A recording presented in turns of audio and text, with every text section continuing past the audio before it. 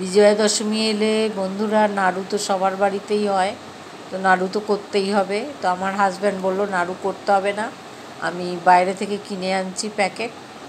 তো আমি বললাম এনে দাও নারকেল, আমি দেখি করতে পারি কিনা, করেই নিই, কারণ প্রণাম করতে আসবে সবাই, তখন তো কিছু দিতে হবে, নাড়ুটা সবাই পছন্দ করে। তো ওই নারকেলটাকে কুড়ে দিয়েছিল হাজব্যান্ড, কুড়ে দিয়েছিল, আমি সেই নারকেলটাকে একটু মিক্সিতে পিষে নিলাম, পিষে নিয়ে গুড় দিয়ে ভালো করে আগে মাখিয়ে নিয়ে তারপরে গ্যাস অন করে কড়াইয়ে চাপিয়ে ভালো করে নাড়লাম।